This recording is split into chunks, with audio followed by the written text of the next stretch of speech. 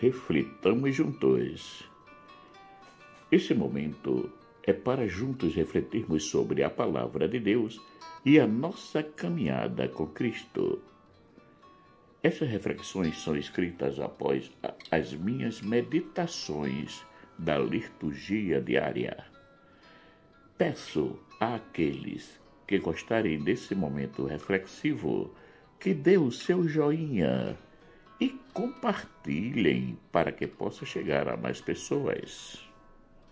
Peço também que aqueles que ainda não se inscreveram no canal, que se inscrevam.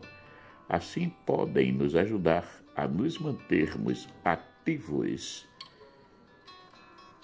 e com a possibilidade de publicar novas reflexões. Que no ano de 1943, na cidade de Trento, durante a Segunda Guerra Mundial, iniciaram uma experiência de vida cristã que revolucionou a vida de muita gente. E o título desta reflexão é Reescrever o Evangelho com a própria vida. No dia 20 de janeiro de 1920, nascia Chiara Lubich, em Trento, Itália. Ela, quando tinha 23 anos, decidiu que dedicaria toda a sua vida a Deus e consagrou-se a Ele no dia 7 de dezembro de 1943. Dessa consagração, Deus fez surgir ao seu redor um grupo de garotas que, vendo seu exemplo, quiseram também trilhar o mesmo caminho, consagrando-se a Deus. Essas garotas não tinham outro objetivo na vida que não fosse esse: viver o Evangelho, de colocar em prática as palavras de Jesus. Elas foram morar juntas em uma pequena casa que tinha, como nos foi narrado, um quadro de Jesus crucificado na parede e uns colchões no chão. Porém, apesar de terem apenas poucas coisas, viviam felizes por terem escolhido Deus. Procurando viver o Evangelho, em pouco tempo já tinham mais de 500 pessoas em contato com elas. Mas qual era o segredo para conquistar tão de repente tanta gente assim? O segredo era muito simples. Elas procuravam colocar em prática a boa nova, amando os irmãos e as irmãs, concretamente, principalmente os mais necessitados. Uma das frases do Evangelho era essa: dai e ser-vos-á dado, boa medida, recalcada, sacudida e transbordando, vos deitarão no vosso regaço, porque com a mesma medida com que medirdes, também vos medirão de novo. Lucas capítulo 6, versículo 38. Elas acreditavam plenamente nas palavras de Jesus, principalmente naquela que ele diz: na verdade, vos digo que tudo quanto pedirdes ao meu Pai, em meu nome, ele vos-lo há de dar. João, capítulo 16, versículo 23. E foi na vivência dessas palavras que começaram a fazer muitas experiências, como: no dia em que elas tinham apenas um ovo em casa para fazer o almoço, e chegou uma senhora pedindo ajuda. Imediatamente deram aquele ovo. Minutos depois, chegou uma delas com um saco de ovos que tinham recebido de alguém. Ou como quando, vendo um jovem necessitando de um sapato número 42, vão diante de Jesus da Eucaristia e lhe pede um sapato número 42 para aquele jovem. Ao sair da igreja, uma jovem vai de encontro a elas e lhe dá uma caixa de sapato. O número do sapato era 42. Com essas e outras tantas experiências, elas constataram que valia a pena viver o verdadeiro amor e deixar tudo por Deus. Explode a Segunda Guerra Mundial e elas não abandonam a cidade de Trento, que está sendo bombardeada, pois elas entenderam que existiam ali muitas pessoas que precisariam delas. Foi em um desses momentos, após o bombardeio, que Chiara, visitando um hospital totalmente destruído pelas bombas e vendo muitas senhoras ali, feridas e mortas, mas cheias de adereços, entendeu que tudo era vaidade das vaidades, que tudo passa, somente Deus permanece. Com essa certeza, elas corriam aos abrigos antiaéreos para se protegerem e ali liam o Evangelho. E durante uma dessas leituras, elas entenderam que aquilo que Jesus queria delas é que fossem fiéis à sua vontade. Então elas se perguntaram: qual é a vontade de Deus para nós? A resposta que elas tiveram lendo o Evangelho foi essa: ninguém tem maior amor do que este, de dar alguém a sua vida pelos seus amigos. João capítulo 15, versículo 13. Então, elas disseram uma para a outra: eu estou pronta a dar a vida por você, eu por você, eu por você, e assim por diante. E ali fizeram um pacto no qual, o que viesse a acontecer com elas, uma estava pronta a dar a vida pela outra. Na continuidade das leituras feitas nos abrigos sobre a luz de vela, elas entenderam por que estavam ali reunidas e o que Jesus pedia a elas que concretizassem.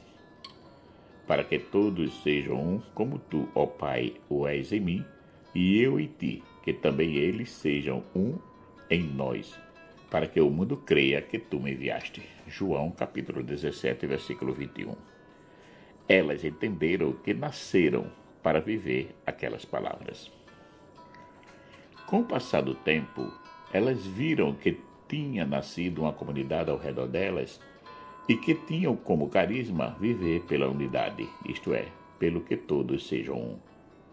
Esse é o carisma, a mola mestra do movimento, que nascia e que elas nem davam conta da tamanha dimensão que essa experiência iria tomar. Focolares foi o nome dado pela comunidade nascente, porque as pessoas que iam ao encontro daquelas garotas, quando saíam da presença delas, diziam umas às outras: você não sente que algo naquela casa nos queima como fogo? E como a lareira, em italiano, chama-se também focolare, as pessoas passaram a chamar a casa delas de focolare, que quer dizer fogo no lar.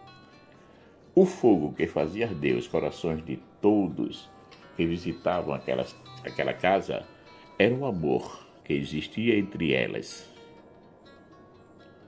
e as pessoas que as visitavam. Essa vida se espalhou por todo o mundo e muitas pessoas hoje vivem a espiritualidade do movimento dos focolares. Existe uma diversidade de membros entre cristãos católicos e cristãos de outras denominações, como anglicanos, luteranos, ortodoxos, evangélicos.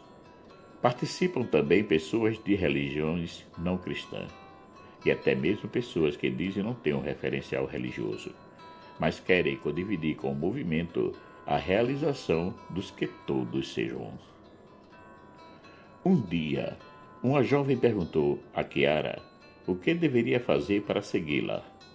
Ela respondeu que não seguia ninguém, que seguia apenas a Cristo, e que era a mesma coisa que essa jovem deveria fazer.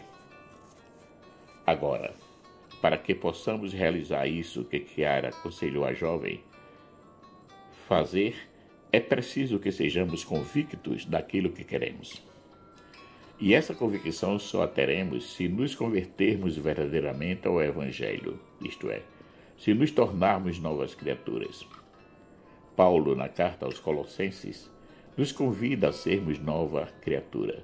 Se, pois, ressuscitaste com Cristo, procurai as coisas do alto, onde Cristo está sentado à direita de Deus. Pensai nas coisas do alto, e não desta terra, pois morrestes, e a vossa vida está escondida com Cristo em Deus. Quando Cristo, que é a vossa vida, se manifestar, então vós também com ele sereis manifestados em glória. Colossenses capítulo 3, versículo de 1 a 4. Hoje, como sempre, temos a oportunidade de renovarmos-nos, tornando-nos um verdadeiro discípulo de Cristo. E para isso é preciso que, além do conhecimento da palavra, a nossa vida seja um perene testemunho dos seus ensinamentos. Uma certa vez perguntaram a Chiara o que ela faria se todos os evangelhos fossem queimados e que não ficasse uma cópia sequer para poder recopiá-los.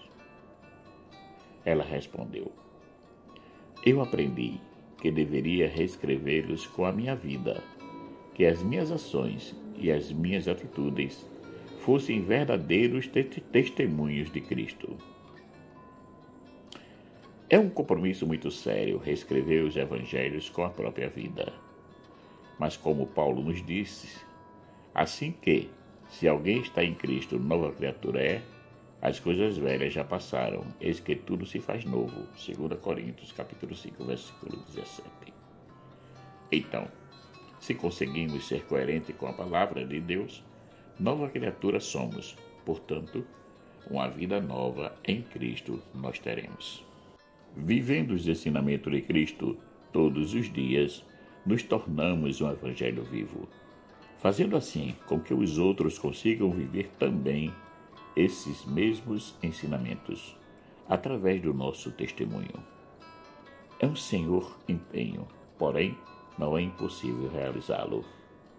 Basta ver as experiências que aquelas jovens, em 1943, durante a Segunda Guerra Mundial, fizeram e que conseguiram revolucionar a vida de muita gente, trazendo-as para Cristo, e que conseguem até os dias de hoje fazer a mesma coisa através dos seus legados deixados na história viva do movimento e por aqueles que foram conquistados durante todos esses anos de vivência do Evangelho, que formam as comunidades do movimento dos focolares espalhado pelo mundo. Marcos Laurentino.